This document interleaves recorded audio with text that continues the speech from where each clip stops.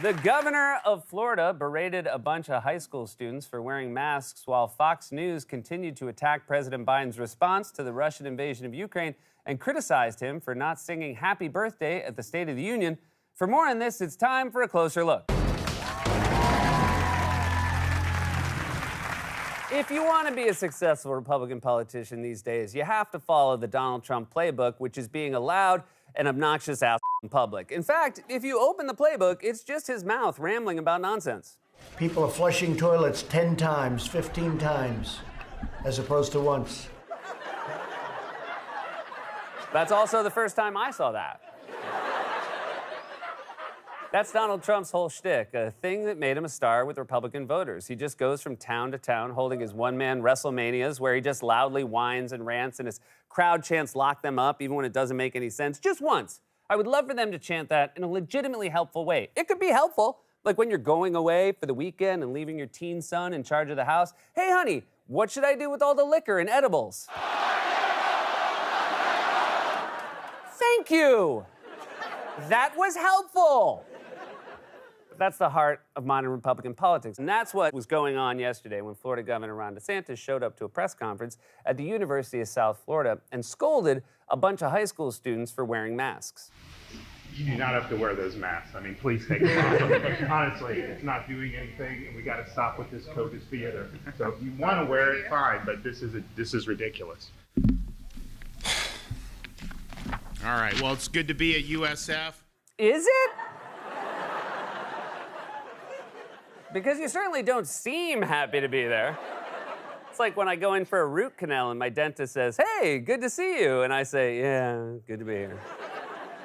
And how much of a dick do you have to be to yell at a bunch of high school students who are just trying to be safe? They're actually doing the right thing, and you're scolding them for it. You're like an old man who sees a bunch of innocent teens walking by and screams, "Hey, you kids, get on my lawn! And while you're at it, throw a Frisbee through my window. It's not a trap." Also, let's just establish the facts here. DeSantis is obviously wrong, and masks absolutely help control the spread of COVID. Studies have repeatedly proven that over and over again. And the better the mask, the better protection. Ideally, everyone should have access to high-quality, high-filtration, medical-grade masks like N95s, KN95s, KF94s, and my personal favorite, the AC360, which makes the bottom half of your face look like Anderson Cooper's. Sure, the top half of my face ruins it. Also, what the hell is COVID theater? Are those plays where all the actors have to stand 6 feet apart? I just saw the COVID theater production of Les Mis. The stage was the size of a football field. And yet, it won't surprise you to learn that he was celebrated later that night by a host on Fox News who thought it was hilarious that he yelled at a bunch of teenagers for trying to stay safe and do the right thing. Raymond, the best is Ron DeSantis saying those kids, "Get your masks off." I love that. People are all upset about Ron DeSantis today. He's take your mask. You look ridiculous. Someone has to tell these kids to push away the, all of the brainwashing that they've been subject to. What kind of adult laughs at another adult yelling at a bunch of kids? What? Why is that? If you've ever seen an 80s comedy, you know it's the opposite. It's funny when teens get the best of adults. I mean, if Ferris Bueller skipped school and the principal found him and suspended him, that's not a movie.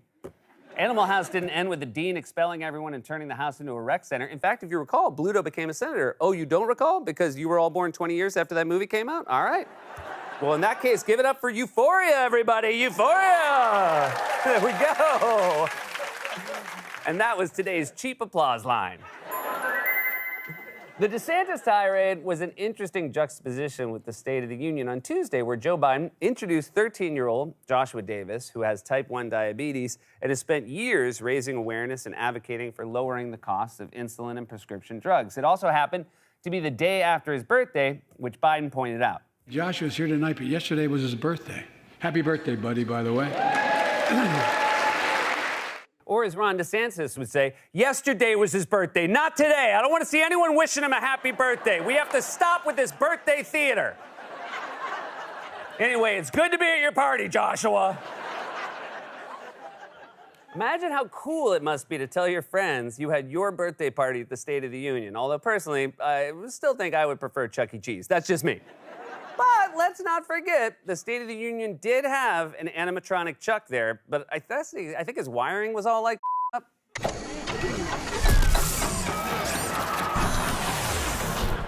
Anyway. In these polarizing times, it was nice to have a sweet, unifying moment everyone could get behind. I mean, who could possibly quibble with that moment? Oh no, we're about to play a Fox News clip, aren't we? All right. The young kid who has suffers from the diabetes and needs his insulin, loved that. But again, even there was a missed moment for humanity, right? The president says, and it was his birthday yesterday. Well, then, clue. Sing happy birthday. Yeah. Like, that's what we do, like, have a human moment. Yeah, that's what we do. We sing happy birthday the day after people's birthday. Sorry, this might be the funniest criticism of president I've ever heard. He addressed the crisis in Ukraine and rising inflation, but I did miss hearing happy birthday. Look, I'm not saying I needed the whole how old are you now verse. That would have been overkill. But where was the song? I feel as though Clue, we're a country without a leader. And yet somehow, that was not the weirdest thing a Fox News personality said yesterday, because Fox host Sean Hannity touted what he apparently thinks is a brilliant idea for a new military strategy in Ukraine. As you may know, NATO and the U.S. have been explicit about the fact that they want to support Ukraine while avoiding direct military conflict with Russia, since that could very easily spiral out of control into a massive global confrontation between nuclear powers. But Hannity has an idea to get around all that. Bomb a Russian convoy, but then just don't tell them who did it. You know, if we can see on satellite imagery where the convoy is, I don't know, maybe some smart country, maybe NATO might take some of their fighter jets, or maybe they can use some drone strikes and take out the whole damn convoy. And then nobody takes credit for it. So then Putin won't know who to hit back. Why hasn't anybody, you don't have to take credit for it, but there is something called a covert operation with plausible deniability. Why hasn't any European country stepped up? They're sitting ducks right now, take out that convoy and prevent that massacre. It's a brilliant idea, Sean. We just bomb Russia, but then don't tell them it was us. And since Russia doesn't have satellites or video cameras or cell phones or eyes, they'll have no way of knowing. Maybe we can just paint the Republic of Updog on the side of all of our jets. And then Putin will say, what's up, Zog? And we'll all say, I don't know, what's up with you? And then even he would have to laugh, and life will go back to normal. Oh, yeah, you got to me very well. Also, worth noting that things are so crazy, we barely have time to point out that Dr. Oz was in that clip, and he's just fully running for Senate. You see it, and you shrug and think, yeah, why not? Why not? Dr. Oz for Senate? Great. At this point, if you heard the chief negotiator between Russia and Ukraine was Dr. Phil, would you even blink? Vlad, you need to accept that the person you're really hurting with this war is Vlad. I don't have a good Dr. Phil because there's no such thing as a good Dr. Phil. The GOP playbook these days is just being a loud, obnoxious jerk in public. That's the main thing you have to do in order to succeed as a Republican politician. People like Lauren Boebert, Marjorie Taylor Greene, and Ron DeSantis keep proving that. And we know who they learned it from. They learned it from Trump. It's not a mystery. This isn't a game of Clue.